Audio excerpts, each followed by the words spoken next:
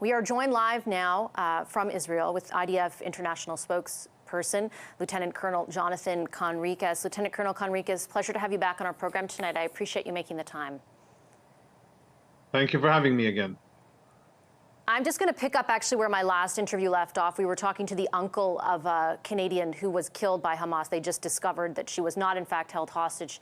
She was killed. I thought I'd take the opportunity to start off actually and just ask you about the hostage situation as it stands right now. Are there still, do you understand, 199 hostages? And what is happening at this point to try and secure their release? Yes, the number remains the same. This unimaginable astronomical number of 199 Israelis, or 199 people that were abducted. It is extremely sensitive. It's a challenge that we have never faced before. Many things I cannot say, but I can say this. First and foremost, in terms of commitment, we will bring the people back home. That has been said by the Prime Minister, by our Chief of Staff, and by everybody that we will not rest and no resource will be spared until everybody is back in Israel.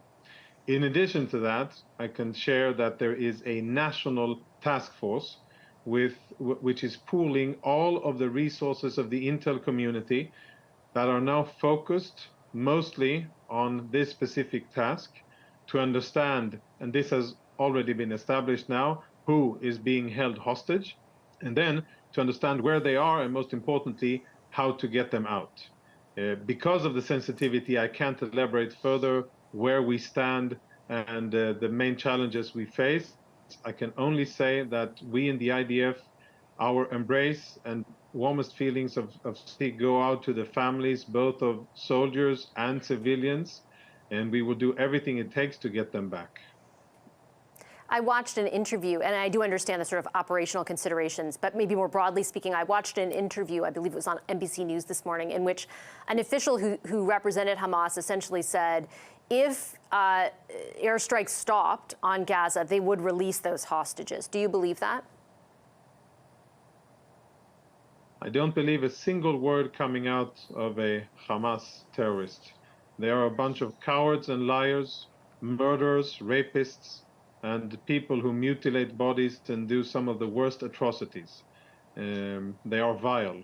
So I do not believe anything that they say. I can only believe actions when I see them and when they are confirmed. And I think that the best way for that vile terrorist to save himself and the others, and save a lot of civilian lives in Gaza, would be to unconditionally return safely all of the Israeli hostages held, to surrender unconditionally him and all of the other murderers of the Hamas terrorist organization. Many civilian lives will be saved in Gaza, and it will save us the trouble of getting in there and getting him. If they'll do that, that'll be a smart move. If not, we will get in there and we will find each and every last Hamas commander, and we will dismantle their military organization.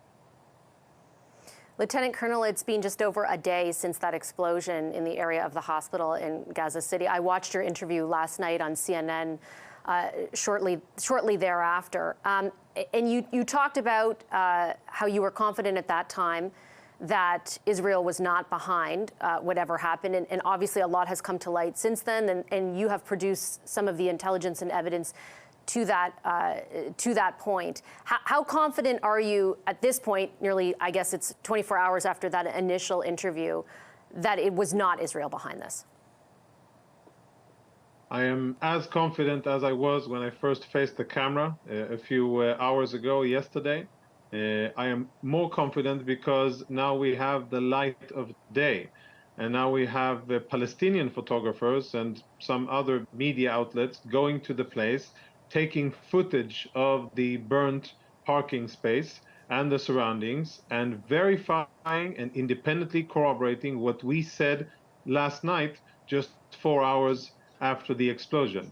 The explosion was not caused by an IDF bomb, because IDF bombs create very large craters and they do not create fires. In the parking ground, a small crater, which corresponds exactly with the types of craters that we see in Israel when rockets land and explode in Israel, and fire, which also happens many, many times when rockets explode on the ground. So everything, if anything, is supporting our claims and the evidence that we provided. And frankly, I don't think that there should even be so much of a discussion.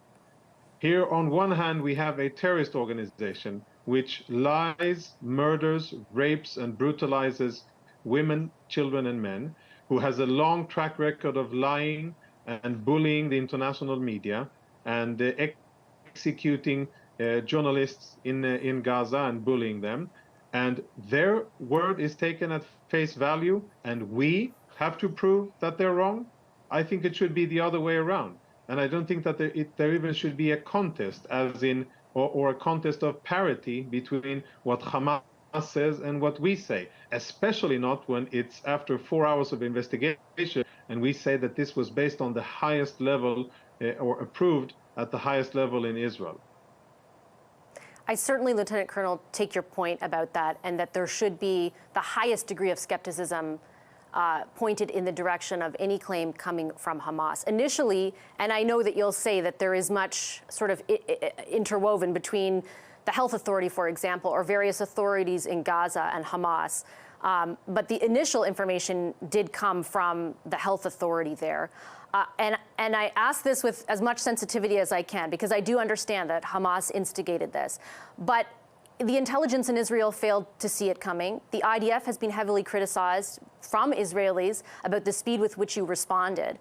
So I put to you that there is some skepticism about what you're putting forward, and I completely understand the distinguishment you're making between Hamas and your own forces. But there is some skepticism and some questions being asked because of that. I have read many Israelis say, why should we trust the response of the IDF when they weren't there as immediately as they should have been just following the attack? So I ask that with, again, great sensitivity and respect.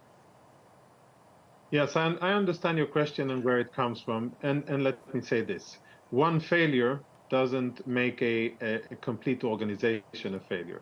Yes, the IDF failed, not Hamas, and not to identify what the rocket is and what the missile is. The IDF failed on a much more substantial level to defend Israeli civilians. And Hamas were able to take advantage of that and kill Israeli men, women, and children. We have horrible first-hand accounts of rape, mutilation, and all of the things that we unfortunately have been forced to talk about and endure in Israel over the last 12 days.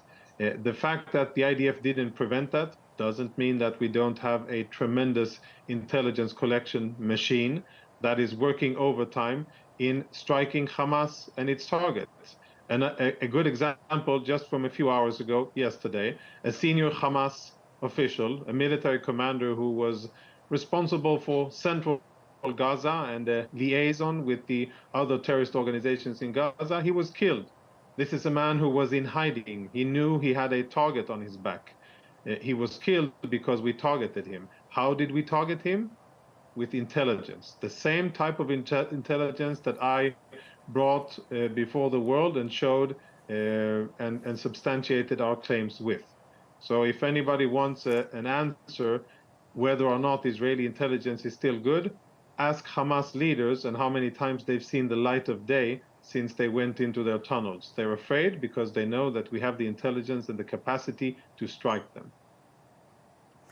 Part of the reason that it was difficult to get accurate information, and I'm not absolving the media of guilt here, but is because there's a lack of ability to actually report on what's happening in Gaza because it is so closed off. President Biden was just touching down from his visit in Israel, and he indicated that there's some sort of agreement between Israel and Egypt, perhaps facilitated by the U.S., to allow for some aid to get into Gaza. I think he said something in the neighborhood of 20 trucks. Can you confirm any of that? So what I can confirm is that the Israeli cabinet, at the request of President Biden, has indeed approved humanitarian aid to be entered into the Gaza Strip from Egypt, not from Israel, from Egypt. And that aid shall be received only by civilians, not by Hamas. If Hamas will try to steal it, as they have stolen fuel from UN headquarters, UNRWA headquarters in Gaza, which was documented and reported by UNRWA themselves. If Hamas will try to do so, we will strike it, and it won't reach anybody. We have also coordinated a humanitarian zone in the northwestern part of Khan Yunis, close to the sea. It's an area called El Muassi, and to that area, humanitarian aid will be delivered as per our guidance and as far as we are concerned. That is the humanitarian area where aid will go to, and that is where civilians will be able to go in order to receive that aid. Again, if that will be abused by Hamas, like so many other things are abused by Hamas, it won't be there. Can you quantify exactly how much aid will be permitted to get through? When I heard 20 trucks, just as a layman, it didn't sound like a lot. Is there a specific window of time or an amount of aid that you can quantify or qualify for people listening tonight? I don't have the details about how many trucks, and I don't know what they will have, what they will include. It appears that Gaza is running out of a lot of things, perhaps not rockets to fire at Israel, but they're running out of a lot of things. Does that, because of the impact on the civilian population, make it incumbent that there be a window wide enough to actually bring in enough aid to impact for the civilians, specifically for the civilians, something more substantial? Yeah, that will have to be negotiated between Israel and Egypt and coordinated. The directive has been given at the request of President Biden, and it will be implemented by the Israeli government. The cabinet has said so, and it will be implemented by the IDF. And once we will get the details, we will execute. Again, what we will be following very closely is to make sure that this indeed goes to those who are supposed to get it and not to Hamas. Okay, Lieutenant Colonel Conricus, I appreciate your time this evening very much. Thank you. Thank you.